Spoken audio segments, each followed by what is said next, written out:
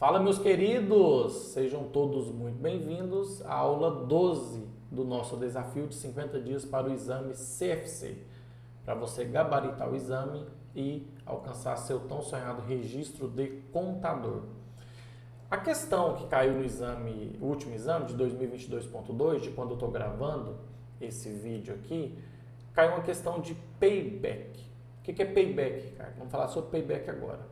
Nada mais é, simplificando aqui, é quanto tempo um determinado investimento retorna positivo para o investidor. Então vamos supor que você investe R$1.000 num projeto de uma empresa, aí esse R$1.000 de investimento que você fez vai ter um fluxo de caixa, ou seja, no primeiro ano aquela empresa vai dar um lucro que você investiu, no segundo ano vai dar outro lucro, no terceiro ano outro lucro. O payback fala o seguinte: em quanto tempo aquele investimento que você fez retorna positivo. Só que o payback, quando a gente faz ele, você tem que considerar o valor do dinheiro no tempo.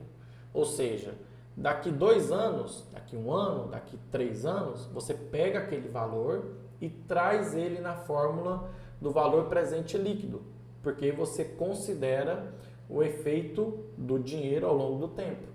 Então, nada mais é do que fluxo de caixa, ou seja, o lucro do primeiro ano, ou do segundo, ou do terceiro, do quarto, assim por diante, fluxo de caixa dividido por 1 mais I, que é a taxa. Então, por exemplo, qual que vai ser a taxa que eu vou considerar? A taxa de inflação, 8, 10, 12%, elevado a N, que é o tempo. Então, se for o primeiro ano, você vai colocar 1, se for o segundo ano, 2, então você é a fórmula do VPL normal, valor presente líquido.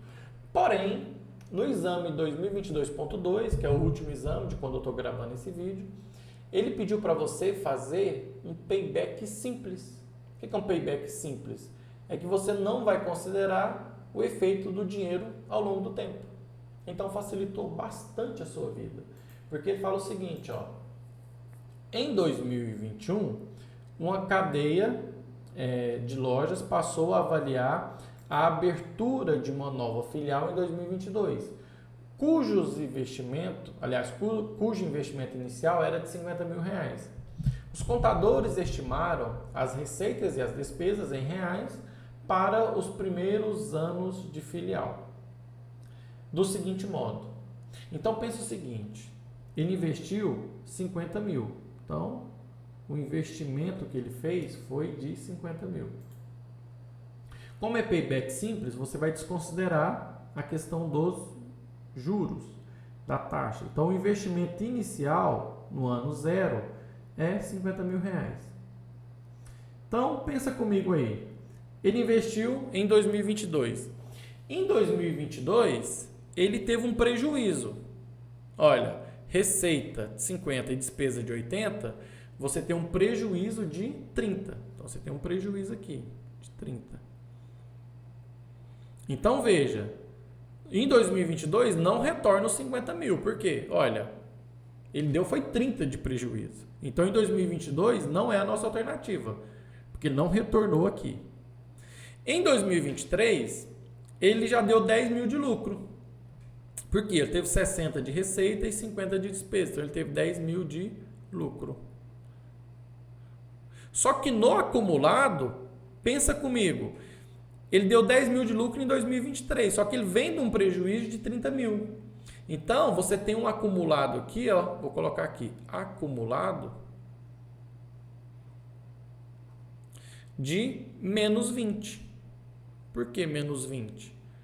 Porque ele deu 30 no primeiro ano de prejuízo e deu 10 positivo. Então, você está com saldo negativo de 20. Em 2024, ele deu 30 mil de lucro. Ele deu 30 mil de lucro. Por quê? 80 mil menos 50, 30 mil. Só que no seu acumulado, ele retorna 10 mil. Agora você tem 10 mil ainda. Então, em 2024, seu saldo do investimento é 10 mil.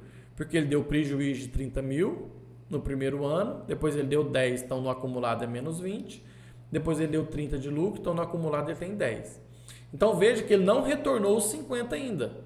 Lá no ano de 2024, ele só tem 10 mil daqueles 50 mil que ele investiu, ou seja, quanto tempo aquele investimento retorna.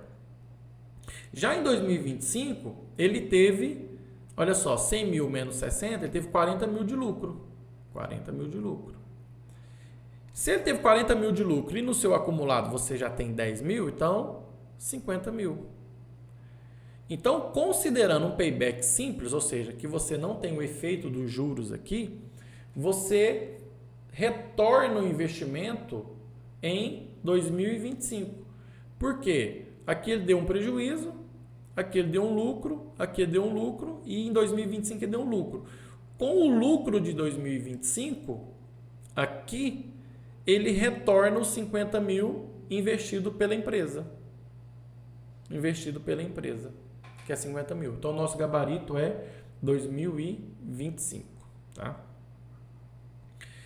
Só como eu falei lá anteriormente, o fluxo de caixa, né, trazido a VPL, o valor presente líquido, você utilizaria assim, ó, fluxo de caixa